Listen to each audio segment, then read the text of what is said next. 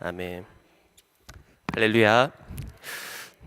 계속해서 이사야 우리 50장 말씀을 통해서 오늘 또 은혜를 나누기 원합니다. 우리가 하나님의 그 구원 또 하나님의 역사를 살펴보고 있는데요. 특별히 하나님의 그 회복의 약속들의 말씀들을 우리가 계속해서 보면서 좀 다시 한번 우리가 한 가지 기억해야 될 것은 하나님의 모든 역사와 또 하나님의 그 구원과 회복은 하나님의 그 주권 안에 있음을 우리는 기억해야 할 것입니다. 특별히 하나님께서 그 이스라엘을 회복시킬 것을 약속하셨고 또 이사야 선지자를 통해서 먼 훗날에 일어날 일들을 미리 예언한 것을 우리가 알 수가 있습니다. 이사야 선지자가 지금 있었던 그 시대와 또 지금 말씀들을 통해서 예언되고 있는 시대는 한참 뒤에 일어나는 일인 것을 우리가 알 수가 있는데요. 특별히 그 남유다가 북이스라엘이 아수르에게 멸망하는 그 시기에 남유다 역시도 바벨론에게 멸망할 것이고 그러나 그 후에 바벨론으로부터 다시 회복시키실 것이다 라는 그런 하나님의 어떤 계획을 또 섭리를 또 이사야를 통해서 우리가 알 수가 있는데 결국 하나님께서 이스라엘 백성을 선택하시고 또 이스라엘 백성 가운데 하나님께서 역사하시고 회복하시는 그 모든 것들 또 특별히 하나님의 그 무조건적인 사랑과 선택과 회복은 모든 것이 다 그 하나님의 그 주권 안에 있음을 우리는 고백해야 할 것입니다. 그래서 오늘 이 이사야 50장도 결국은 하나님의 어떤 구원의 그 스토리를 우리가 발견할 수가 있는데 이러한 구원의 스토리를 통해서 다시 한번 그 하나님의 그 주권 안에서 하나님께서 어떻게 역사하시는지 그리고 그러한 하나님의 역사 가운데 우리 안에서 발견되어지는 모습들은 어떤 것들이 있는지 같이 살펴보기를 원합니다. 첫 번째로 우리가 볼 수 있는 것은 바로 우리는 인간의 죄로 말미암아 하나님과의 관계가 단절되었음을 우리는 말씀을 통해서 알 수가 있습니다. 1절 보시면 나 여호와가 이같이 말하노라 내가 너희의 어미를 내보낸 이혼 증서가 어디 있느냐 내가 어느 체주에게 너희를 팔았느냐 보라 너희는 너희의 죄악으로 말미암아 팔렸고 너희의 어미는 너희의 배역함으로 말미암아 내보냄을 받았느니라. 지금 1절의 말씀은 그 전장인 49장 14절에 나와 있는 말씀에 대한 하나님의 답이라고 할 수가 있는데요. 49장 14절을 보시면은 오직 시온이 이르기를 여호와께서 나를 버리시며 주께서 나를 잊으셨다 하였거니와 그러니까 이스라엘 백성이 하나님의 그 심판 앞에서 하나님이 우리를 버리셨고 하나님이 우리를 잊어버리셨는가 라는 그런 질문을 하고 있을 때 하나님께서는 그것에 대한 답을 계속해서 주고 있는데 바로 이어서 그 14절에 이어서 15절에서는 하나님은 절대로 그분의 자식을 잊지 않으시며 또 긍휼히 여길 것이다. 그리고 그분의 자식들을 저버리지 않을 것이다 라는 하나님의 그 마음과 또 사랑을 보여주시고요. 또 그 49장 그 26절에 보시면 결국 하나님 여호와는 구원자시요 또 구속자시요 또 전능자임을 알게 할 것이다라는 어떤 그 하나님의 그 전능하심을 또 나타내는 말씀을 볼 수가 있습니다. 이러한 하나님의 그 완전한 사랑과 또 하나님의 그 능력으로 저들을 건져내실 것이다라는 그 약속과 더불어서 그러나 1절 말씀을 통해서 진정 저들이 버림받았던 이유는 바로 저들의 죄악 때문임을 다시 한번 상기시켜 주고 있다는 것을 우리가 알 수가 있습니다. 구약 시대에 흔히 아비들이 이혼 증서를 써서 그 결혼의 그 언약된 관계를 깨뜨렸거나 또 그 체주, 특히 돈을 빌려준 사람에게 자식을 노예로 팔아서 넘기는 그런 무정한 아비가 아닌 저들을 진정으로 사랑하고 끝까지 긍휼을 베푸시고 또 저버려지지 않은 그런 아버지시지만 그러나 그 자식들이 죄악을 통해서 저들이 팔리게 되었고 또 그들의 배역함을 통해서 저들이 내보냄을 받았다는 것이 오늘 이 1절 말씀 가운데 우리에게 주어지는 말씀이라는 것이죠. 동일하게 이사야 59장 2절에는 이렇게 이야기를 하고 있습니다. 오직 너희 죄악이 너희와 너희 하나님 사이를 갈라놓았고 너희 죄가 그의 얼굴을 가리어서 너희에게서 듣지 않으시게 함으니라. 결국 이스라엘 민족이 당하는 고난과 그 고통에 대해서는 결국은 저들의 죄악이 저들과 하나님 사이를 갈라놓았다라고 성경은 말씀하고 있다는 것입니다. 즉 하나님이 계시지 않는 곳, 또 하나님이 부재하는 곳이 가장 큰 고난과 고통이라고 할 수가 있겠습니다. 성경은 또한 우리 인류 모든 고난과 고통과 그 문제의 근원도 역시 아담으로부터 이어온 그 원죄라는 것을 우리는 잘 알 수가 있습니다. 물론 우리 믿는 우리에게는 이 고난과 고통이 예수 그리스도로 인하여 해결되었고, 또 우리가 지금 당하는 그 고난과 고통에 대해서는 우리가 무조건 죄라고 판단할 수 없음을 우리는 잘 알고 있습니다. 무슨 말이냐?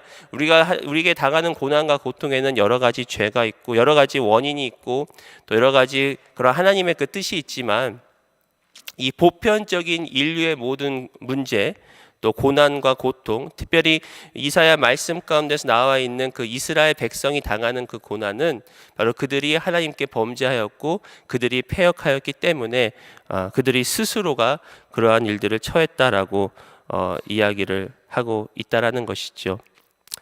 이것이 바로 모든 인류에게 내려진 어떤 우리의 문제의 근원이라고 할 수가 있겠습니다. 물론 아까도 말씀드렸지만 예수를 믿는 우리에게는 고난과 고통에는 여러 가지 이유와 또 하나님의 뜻이 있기 때문에 우리가 함부로 무엇이든지 다 죄라라고 판단할 수 없지만, 다시 한번 어떤 인류의 그런 근본적인 문제의 그 원인을 다시 한번 우리가 살펴볼 필요가 있다라는 것이죠. 그러면서 2절에 말씀하시기를 내가 왔어도 사람이 없었으며 내가 불러도 대답하는 자가 없었음은 어찌 됨이냐? 내 손이 어찌 짧아 구속하지 못하겠느냐? 내게 어찌 건질 능력이 없겠느냐? 보라, 내가 꾸짖어 바다를 마르게 하며 강들을 사막이 되게 하며 물이 없어졌으므로 그 물고기들이 악취를 내며 갈아여 죽으리라. 3절, 내가 흑암으로 하늘을 입히며 굵은 배로 덮느니라. 이러한 인류의 죄악, 특별히 또 이스라엘의 죄악을 인해서 하나님은 그럼에도 불구하고 끊임없이 그들에게 손을 내미시고 구원의 길을 제시하신 것을 우리가 알 수가 있습니다. 특별히 2절 첫 단어가 내가 왔어도 사람이 없었으며, 하나님은 친히 이스라엘 백성에게 오셨다라고 성경은 말씀하고 있습니다. 여기서 내가 왔어도 라는 그 표현은 아마도 선지자를 통해서 말씀으로 임하신 하나님을 뜻할 수 있을 것입니다. 즉 선지자를 통해서 또 하나님의 종들을 통해서 계속해서 끊임없이 저들에게 말씀으로 다가오셨지만 그 누구도 저들을 하나님께 돌이키지 아니하고 또 내가 불러도 대답하는 자가 없었다. 하나님께서 끊임없이 저들을 부르시고 저들에게 다가오셨지만 그러나 하나님의 말씀에 저들은 반응하지 않고 순종하지 않았다는 것이지요. 그러나 하나님께서 다시 한번 이스라엘 백성에게 말씀하시는 것은 하나님은 저들을 구원하시고도 남을 전능하신 분이시라는 것입니다. 그래서 말씀하시는 것이죠. 나의 손이 어찌 짧아 구속하지 못하겠느냐. 진정한 구원의 능력은 하나님께 있고 또 구원의 근원도 하나님께 있기 때문에 전능하신 하나님이 저들을 어찌 구속하지 못하겠느냐라고 이야기를 하지만 저들은 그러한 하나님의 말씀에 귀 기울이지 않았다는 것입니다. 이것은 비단 이스라엘 민족뿐만이 아니라 바로 아담과 하와가 처음 하나님께 범죄하였을 때 하나님은 아담을 찾으셨지요. 아담아, 내가 어디 있느냐? 그것은 바로 아담을 향한 하나님의 그 손길이요, 또 하나님의 그 구원의 손길임을 우리가 알 수가 있습니다. 또한 저들을 위해서 그 첫 희생 제물을 드려서 가죽 옷을 입히신 하나님, 저들이 범죄하자마자 하나님은 저들에게 희생 제물을 드려 가죽 옷을 입히시고, 그리고 끊임없이 인류 역사상 저들을 향하여 말씀하시고 부르시고 찾으셨던 그런 아버지의 마음을 다시 한번 우리가 알 수가 있으나, 그러나 결국은 그들은 하나님께 순종하지 못하고 또 하나님의 말씀에 대답하지 못하였기 때문에 이러한 멸망에 이르렀다라는 것을 다시 한번 우리는 말씀을 통해서 알 수가 있지요. 이처럼 전적으로 무능하고 전적으로 희망이 없는 우리의 인류에게 하나님은 결국은 두 번째로 보실 것은 이러한 하나님과의 단절된 관계를 여호와의 종을 통하여 우리에게 회복시켜 주는 것을 우리가 알 수가 있겠습니다. 4절 보시면은 주 여호와께서 학자들의 혀를 내게 주사 나로 곤고한 자를 말로 어떻게 도와줄 줄을 알게 하시고 아침마다 깨우치시되 나의 귀를 깨우치시사 학자들 같이 알아듣게 하시도다. 특별히 이 4절부터는 이 여호와의 종에 대한 노래가 나옵니다. 이사야 전체적으로 봤을 때 이 종의 노래는 한 4군데 정도 나올 수가 있는데, 특별히 여기서 종이라는 누구인지에 대해서는 여러 가지 견해들이 있고 또 그때마다 조금씩 다른 것 같습니다. 물론 우리는 이 이사야에 나와 있는 모든 말씀, 또 구약에 나와 있는 모든 말씀은 예수 그리스도를 우리가 예표하는 것을 알고 있지 않습니까? 근데 특별히 이 말씀을 통해서 이 4절부터 이 9절까지 나와 있는 이 종을 통해서는 우리가 여기서 나와 있는 여호와의 종이란 이사야를 비롯한 그 하나님의 말씀을 전하는, 또 하나님의 복음을 전하는 종들이람을 우리가 알 수가 있습니다. 특별히 하나님께서는 이러한 타락한 인류에게, 또 타락한 이스라엘 백성에게 이사야와 같이 선지자, 또 하나님의 그 복음의 일꾼을 키셔서 저들을 또 회복으로 이끈다는 것을 우리가 알 수가 있다는 것이죠. 그렇다면 이러한 여호와의 종의 노래를 통해서 하나님께서 어떻게 그들을 부르시는가? 첫 번째로 바로 이 주 여호와께서는 학자들의 혀를 내게 주셨다라고 이사야는 고백하고 있습니다. 아까도 말씀하셨지만 하나님께서는 말씀 가운데 저들에게 임하셨고 또 말씀을 통해서 저들을 부르셨듯과 마찬가지로 바로 이 학자들의 혀를 이사야와 또 복음의 일꾼들에게 주셔서 곤고한 저들을 도와줄 것이다. 여기서 곤고하다라는 것은 피곤하고 지친 자들을 얘기합니다. 어떤 인생의 고난과 또 고통을 통해서 또 여러 가지 역사들을 통해서 이 지치고 피곤한 저들을 말씀 가운데 저들을 인도하시고 도와주시는 그런 하나님을 알 수가 있다는 것입니다. 그래서 결국은 저들에게 말씀을 깨우치게 하시는 그런 하나님이시라는 것이죠. 결국 여기서 우리가 알 수 있는 것은 하나님은 바로 이 학자들의 혀를 통해서 하나님의 지혜를 알게 하신다는 것입니다. 그리고 그 지혜를 깨우치게 하신다는 것입니다. 바로 이사야 선지자가 하나님의 말씀을 듣고 또 그 말씀을 선포함을 통해서 이스라엘 민족뿐만 아니라 지금을 사는 우리들에게도 동일하게 이러한 하나님의 그 지혜를 알게 하신다는 것입니다. 특별히 성령님은 지혜의 영이시기 때문에 우리를 깨닫게 하시고 우리를 깨우치게 하신다는 것입니다. 또 4절을 보시면 아침마다 깨우셨다라고 이야기를 합니다. 아침마다 주님 앞에 나와서 하나님께 무릎 꿇고 기도를 통해서 이 말씀을 깨우치게 하고 깨닫게 하고 또 우리 삶 가운데 적용할 수 있다는 것이죠. 즉 말씀과 기도를 통해서 하나님이 주셨던 이 지식의 말씀이 우리 삶의 지혜로 다가온다는 것입니다. 지혜라는 것은 지식을 활용하는 능력이라고 우리 지난 주일날 배웠습니다. 바로 지식이 지혜가 되기 위해서는 아침마다 우리를 부르시는 하나님 앞에 우리는 무릎 꿇고 나와야 한다는 것입니다.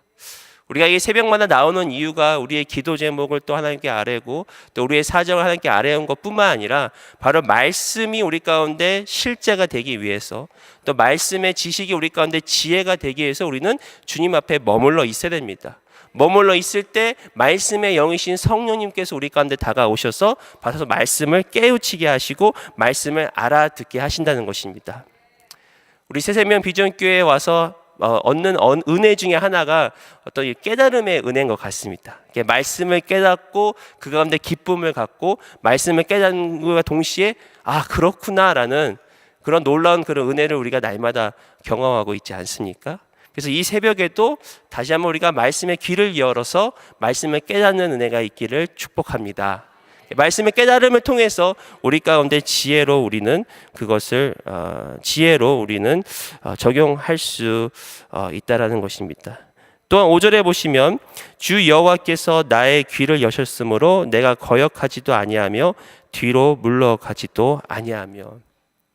특히 여기서는 하나님께서는 그 여호와의 종에게 귀를 열어주셨다라고 얘기를 합니다. 귀를 열어주심을 통해서 거역하지도 아니하며 물러가지도 아니하였다라고 이야기를 합니다. 즉 하나님의 말씀이 우리 가운데 들어올 때는 바로 우리는 말씀의 순종으로 이끌어진다는 것을 알 수가 있습니다. 중요한 것은 바로 귀를 열어서 마음을 열어서 하나님의 말씀이 우리 가운데 임해야 된다는 것입니다. 이스라엘 민족이 하나님께 범죄하고 우상신을 섬겼던 이유는 저들에게 말씀이 없어서가 아니었습니다. 하나님은 계속해서 선지자들을 통해서 또 제사장들을 통해서 하나님의 말씀이 선포되었지만 정작 그 말씀이 저들에게 실제가 되어지지 못하였다는 것입니다. 어찌 보면 하나님께서 우리에게 귀를 열어주셔야만 그 말씀이 우리 가운데 실제가 되어진다는 것이죠. 즉 말씀을 깨닫는 것도 결국은 성령님의 은혜요, 성령님의 역사가 없이는 우리는 말씀을 깨닫지 못합니다. 그리고 말씀을 온전히 깨달은 것은 바로 우리를 순종으로 이끌어 간다는 것이죠. 우리 흔히들 이런 얘기하지 않습니까? 너무 말씀을 많이 배우면 머리만 커진다고. 맞는 것 같지만 말씀을 제대로 배우면 우리는 더 겸손할 수밖에 없다라는 것을 너무나 잘 알 수가 있습니다. 그래서 여러분도 많이 들으셨겠지만 어느 한국의 큰 교회 목사님은 성도들 가르치지 말라고, 머리만 커진다고라고 얘기를 하셨다고 하는데, 우리 새생명 비전교회 성도님들은 말씀을 제대로 배웠기 때문에 머리가 커지는 게 아니라 우리 마음이 커집니다. 그렇죠? 마음이 커져서 그 마음 가운데 하나님의 말씀이 들어오고 우리가 진정한 순종으로 또 겸손으로 주님 앞에 나올 수 있다라는 것입니다. 그렇기 때문에 6절에 이렇게 얘기합니다. 나를 때리는 자들에게 내 등을 맡기며 나의 수염을 뽑는 자들에게 나의 뺨을 맡기며 모욕과 침뱉음을 당하여도 내 얼굴을 가리지 아니하였느라. 그러니까 우리의 귀가 열어지고 우리의 마음이 열어져서 하나님의 말씀 우리 가운데 들어오게 되면 우리는 바로 이 순종과 겸손과 온유로 반응한다는 것입니다. 그것이 바로 6절의 말씀이 나오는데, 나를 때리는 자들에게 내 등을 맡기고 나의 수염을 뽑는 자들에게 나의 뺨을 맡기고 모욕과 침뱉음을 당하여도 내 얼굴을 가리지 않는다는 것은 나에게 어떠한 고난과 특별히 이 치욕과 또 모욕이 올지라도 그것을 내가 가리지 않겠다, 막지 않겠다라는 그러한 말씀이 나옵니다. 물론 이 6절 말씀은 결국은 예수 그리스도의 그 삶을 통해서, 특별히 십자가를 지기 전에 바로 그 모습을 통해서 이 말씀이 성취되는 것을 우리가 알 수가 있지만, 또 현재를 사는 저와 여러분도 동일하게 하나님 우리의 귀가 열어지고 마음이 열어져서 말씀이 들어온다면 우리는 이러한 겸손과 온유의 사람으로 우리는 만들어져 간다는 것입니다.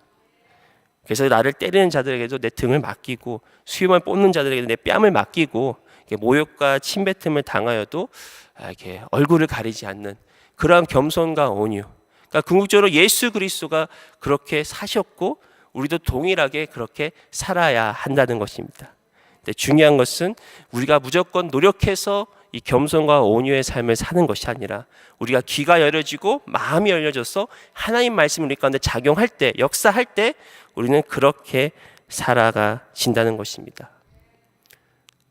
특별히 이사야 선지자도 그러한 삶을 산 것을 우리가 알 수가 있습니다. 특별히 탈무드에 의하면 이사야 선지자 역시 므낫세 왕 시절에 톱으로 반토막이 돼서 순교한 것을 우리는 전승을 통해서 알 수가 있는데요.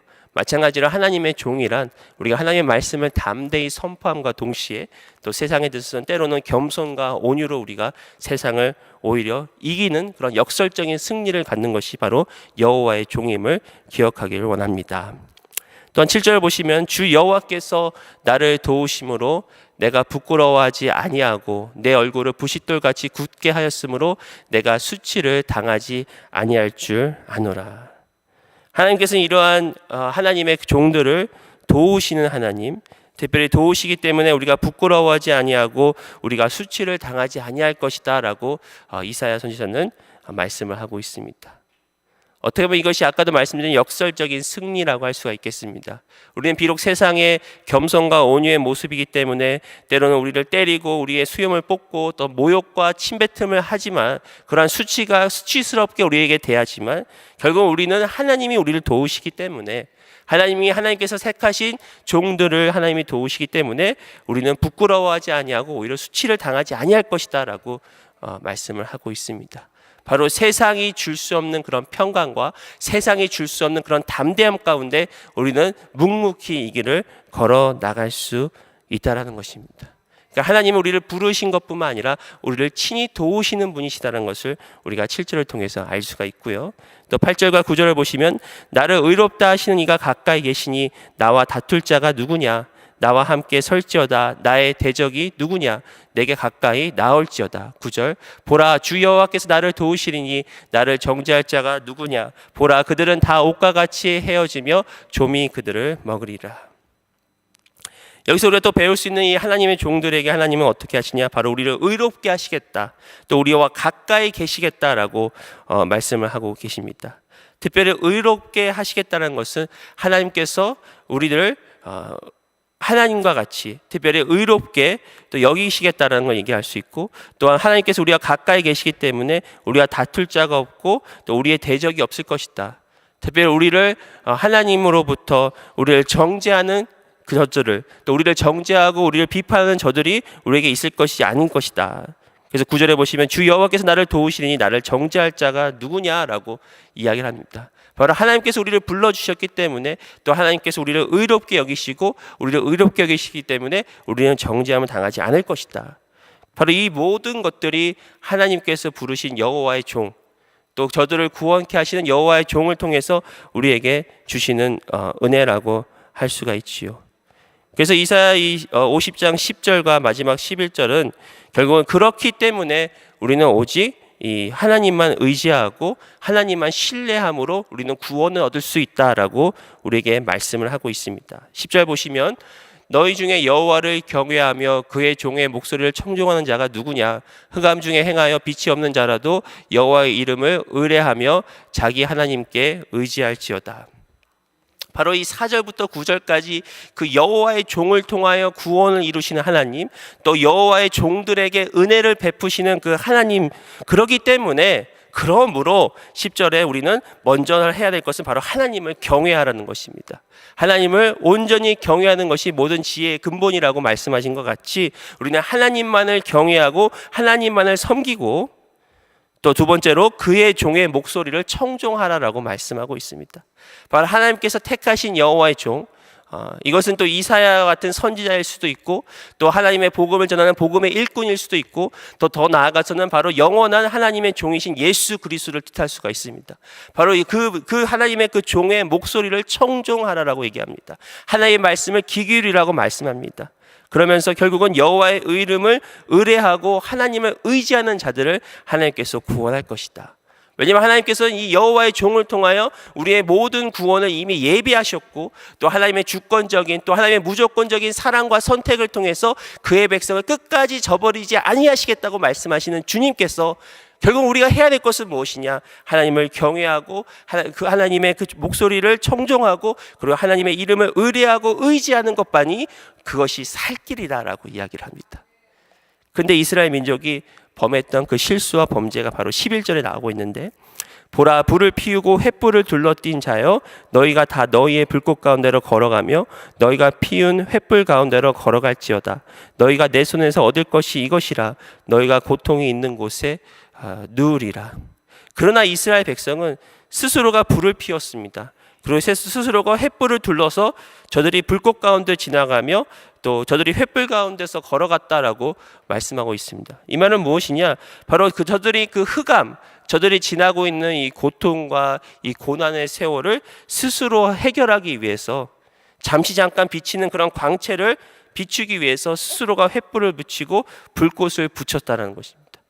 즉 하나님을 경외하고 하나님의 목소리를 청종하고 그리고 하나님의 이름을 의뢰하고 의지하는 것이 아니라, 스스로가 만든 우상과 스스로 만든 권력과 스스로 만든 힘들을 자랑하면서 그것을 의지하면서 이것이 그들의 흑암의 길을 건너가게 할 것처럼 저들이 그렇게 걸어갔다라는 것입니다.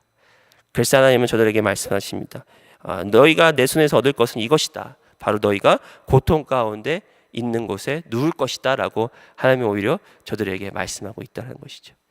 결국 하나님께서 끊임없이 이스라엘 백성을 돌이키시기 위해서 끊임없이 저들을 부르시고 손을 내미신 것은 바로 저들이 주님께로 돌아와 하나님만을 의지하는 그러한 삶을 살아간다는 것입니다. 이것이 바로 기독교의 핵심이라고 할 수가 있습니다. 기독교의 핵심은 바로 하나님과 친밀한 교제 가운데 하나님의 사랑을 누리고 하나님과 함께하는, 하나님의 의지함을 통해서 우리가 하나님과 같이 영화롭게 되는 것이 바로 기독교의 핵심입니다. 세상 종교는 어떻게 하든 자기의 노력을 통해서, 자기 성찰을 통해서, 자기 고행을 통해서 하나님께 다가가라고 이야기를 합니다. 세상 종교는, 또 율법은 너는 끊임없이 부족하다라고 얘기를 하지만, 하나님은 이미 우리를 사랑하셨고 이미 우리는 충분하고, 그리고 하나님의 그 무조건 사랑을 통해서 하나님께 허락하신 그 참된 복을 누리는 것이 바로 기독교의 핵심이라고 할 수가 있습니다. 특별히 11절에는 저들이 불꽃 가운데로 걸어간다, 또 횃불 가운데로 걸어간다라고 11절에 표현하고 있지 않습니까? 그건 무엇이냐? 바로 우리가 하나님을 의지하고 또 하나님을 의뢰하는 삶이라는 것은 어떻게 보면은 반대로 얘기하면은 바로 하나님과 함께 걸어가는 삶이라고 할 수가 있겠습니다.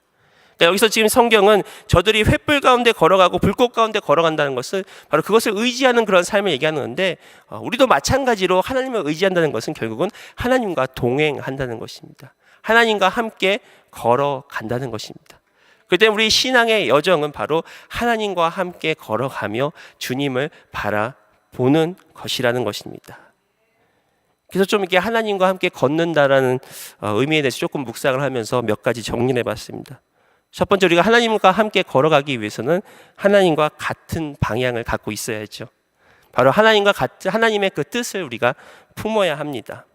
아모스 3장 3절에는 두 사람이 뜻이 같지 않은데 어찌 동행하겠으며 라고 말씀을 하고 있습니다.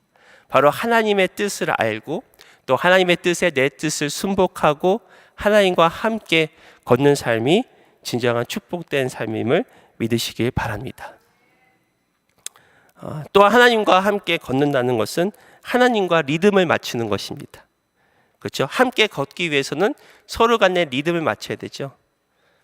앞서가면 안 되죠. 저도 이제 이렇게 저희 집안에 남자는 저밖에 없지 않습니까? 그러다 보면 이제 같이 가다 보면은 제가 또 마음이 급해가지고요. 저는 항상 좀 모든 사람들보다 좀 앞서가는 경향이 있어요. 한참 그냥 앞만 바라보고 한참 걸어가다 보면은 저기 뒤에서 지금 따라오는 그런 경우가 있습니다. 그러면 결국은 제가 속도를 늦추거나 아니면 서서 기다릴 수밖에 없죠. 그래야 함께 갈 수 있죠. 혼자 그냥 안다고 또 급하다고 혼자 가봤자 결국은 기다릴 수밖에 없더라고요. 그렇죠?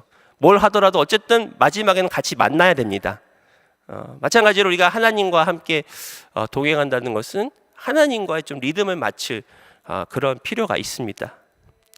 하나님께서 느려서가 아니라 하나님은 하나님의 그 뜻 가운데 또 하나님의 그 때에 하나님이 역사하시기 때문에 우리는 마음이 급해가지고 어떻게 하면 빨리 일을 이루고 싶고 어떻게 하면 빨리 좀 걸어가고 싶은데 하나님은 때로는 좀 이렇게 멈춰서라는 것이죠. 조금 기다리라는 것이죠. 그러나 하나님과 그 리듬을 우리가 맞춰서 걸어갈 그 필요가 있다라는 것입니다. 제가 좀 근래에 조금 이렇게 무리가 좀 오더라고요. 좀 마음으로도 좀 이렇게 육적으로도 무리가 오고 또 마음도 좀 이렇게 쉼이 없고 또 영적으로도 좀 이렇게 무리가 좀 왔습니다. 그러다 보니까 하나님께서 좀 여러 가지 통로를 통해서 좀 이렇게 잠시 좀 멈추라는 그런 말씀을 주시는 것 같습니다. 2018년을 시작하면서 나름대로 이렇게 좀 이렇게 아주 뭐랄까 당찬 그런 목표를 가지고 좀 제가 시작을 했거든요. 특별히 좀 이렇게 열심히 하고 싶고 또 좀 이렇게 우리가 그 새해 특세 그 주제 혹시 기억하세요? 그 형통 있잖아요, 형통. 그래가지고 형통하기 위해서 나름대로 참 열심히 노력했습니다. 혼자 공부도 열심히 하고 또 사역도 그냥 없는 거 만들어내면서 막 부지런히 왔다 갔다 했는데 지난 몇 주간 이렇게 조금 이렇게 무리가 온 것 같아요. 이렇게 많이 힘들고 또 좀 이렇게 탈진 증세가 좀 오는 것 같고 그러니까 벌써 이게 당장 이렇게 강 목사님께서 좀 먼저 말씀을 하시더라고요. 조금 이렇게 쉬엄쉬엄 하라고. 이렇게 하나님께서 좀 여러 가지 통로를 통해서 좀 그런 말씀들을 좀 주시는 것 같습니다. 아무리 우리가 우리 힘으로 열심히 해도 하나님과 참 리듬을 맞추는 게 참 중요한데 또 우리는 연약하기 때문에 때로는 우리는 또 그런 부족하기 때문에 때로는 그러한 실수를 저지를 때가 있죠. 하지만 그럴 때마다 하나님께서는 이렇게 말씀하시는 거죠. 야, 좀 천천히 가라. 좀 천천히 가라. 혹시 여러분 가운데 좀 그런 분들 계십니까? 뭔가 이렇게 열심히 하다 보니까 때로는 지치고 힘에 부딪히십니까? 그러면 조금 이렇게 천천히 가십시오. 좀 잠시 이렇게 멈출 필요도 있다라는 것입니다. 하나님과의 이런 어떤 리듬을 맞춘다는 것이 또 그만큼 우리에게 중요하고 또 결국은 하나님께서는 모든 것을 다 아시기 때문에 내가 조금 더디 가는 것 같지만 하나님은 또 그만큼 더 하나님이 친히 이루신다는 것이죠. 또 내 힘이 부딪힌다는 것은 결국은 내 스스로 노력했다라는 또 그러한 의미라고 할 수가 있겠습니다. 하나님을 의지하지 못하고 내가 노력하고 열심히 하지만 그 열심이 결국은 내 열심이었기 때문에 그것이 오히려 내가 지치고 부딪힐 때가 있다라는 것이죠. 그렇기 때문에 하나님과 이렇게 리듬을 맞춰서 걸어가는 그 지혜가 우리에게 필요하다는 것입니다. 또 이게 하나님과 함께 걷는다는 의미는 결국은 이렇게 지속적인 관계를 이야기할 수 있다고 생각합니다. 예를 들어서 우리가 어느 곳을 갈 때 빨리 달리면 금방 지칩니다. 그렇죠? 금방 쓰러집니다. 그러나 천천히 하나님과 리듬에 맞춰서 걷다 보면은 언젠가는 목적지에 다다르게 된다는 것이죠. 비록 늦게 가는 것 같지만 웬만해서 걸어가면은 늦게는 가지만 웬만해서는 도착지에 도착합니다. 그렇죠? 근데 뛰어가면요 언젠가는 쓰러지게 돼 있더라고요. 뛰어가면 오히려 지치게 되었다는 거죠. 갑자기 생각나는 예화가 있는데 토끼와 거북이 아시죠? 토끼와 거북이가 경주를 하잖아요. 토끼가 열심히 뛰어가는데 물론 이제 뭐 지쳐서 쓰러진 건 아니죠. 좀 예화가 좀 안 맞네요. 한참 가다가 이제 토끼는 잠들어서 결국 거북이가 갔는데 마찬가지죠. 천천히 느릿느릿 가는 것 같지만 언젠가는 지속적으로 갈 때 그곳에 도착한다는 것입니다. 또 하나님은 지속적인 관계를 원하십니다. 이게 한국 사람 근성이 좀 냄비 근성이라 가지고 확 타올랐다가 확 가라앉았다 좀 그런 좀 우리가 그런 기질들이 좀 있지 않습니까? 근데 하나님 원하시는 것은 바로 우리와의 관계라는 것이죠. 지속적인 관계를 통해서 하나님과 걸어가며 하나님과 동행하며 결국은 하나님이 원하시는 것은 과정인 것 같아요. 우리는 이렇게 목표 지향적이고 또 뭔가를 이루려고 우리는 부단히 노력하지만 하나님은 그러한 과정 가운데서 우리가 주님을 닮아가고 우리가 변화되어지고 또 하나님과의 그런 깊은 교제를 나누는 그 시간 자체를 하나님은 원하시지 않는가라는 그런 생각이 듭니다. 바로 그런 하나님과의 그 사랑의 관계, 그것이 기독교의 핵심이고 결국 하나님께서 끊임없이 이스라엘 백성에게 말씀하셨던 그 말씀은 뭐냐? 나의 사랑하는 나의 자녀들아 나와 함께 가자. 그래서 하나님과 함께 누리고 하나님과 함께 그 길을 걸어가는 그것이야말로 진정한 복된 삶이라는 것을 우리는 알 수가 있습니다. 특별히 우리는 바로 예수님의 그 십자가의 사랑을 다시 한번 생각하며 또 예수님을 바라봄을 통해서 온전한 회복을 이루는 것을 우리는 알 수가 있습니다. 여기에 나와 있는 여호와의 종은 그가 비록 모욕과 침뱉음을 당하여 겸손과 온유의 모습을 했지만 결국은 하나님께서 저들을 도우시고 또 결국은 하나님께서 여호와의 종을 의롭다라고 이야기를 하시면서 결국은 학자의 혀를 통해서 우리를 도우시는 여호와의 종이라고 얘기를 하지만 예수님을 생각해 보면 예수님께서 십자가에 지실 당시에는 심지어 하나님마저도 예수님을 저버리고 그리고 심지어 하나님마저도 예수님께서 가장 큰 수치와 고난을 십자가에서 이루신 것을 우리는 알 수가 있지 않습니까? 이 땅에서는 우리가 주시는 하나님의 그 복을 우리가 누리지만 결국은 예수님께서는 우리를 도우실 뿐만 아니라 우리의 모든 문제를 친히 해결해 주신 예수님이시기 때문에 우리는 예수님을 의지할 수 있다는 것이죠. 다시 말씀드려서 이러한 모든 우리가 하나님과 동행하고 또 하나님의 말씀에 순종하고 주님을 따르는 것은 결국은 우리가 그것을 온전히 노력해서 이루는 것이 아니라 바로 주님께서 이미 모든 것을 다 이루셨기 때문에 십자가에서 하나님으로부터 심지어 살아가는 하나님으로부터의 버림을 받으시기까지 저주를 받으시기까지 십자가에서 모든 진노를 다 받으셨기 때문에 그렇기 때문에 이사야에 나와 있는 이 4절부터 9절까지의 여호와의 종은 바로 예수 그리스도를 통해서 완전히 이루어진다는 것입니다. 그래서 우리가 영원토록 의지할 분은 바로 예수 그리스도라는 것을 우리는 다시 한번 기억해야 할 줄 믿습니다. 그래서 사랑하는 성도 여러분, 오늘도 우리가 주님 안에서 승리하기를 원합니다. 주님이 주신 복을 누리기 원합니다. 그것은 오직 예수님을 바라고 예수님을 기다리고 예수님과 함께 걸을 때 우리는 이루어질 줄 믿습니다.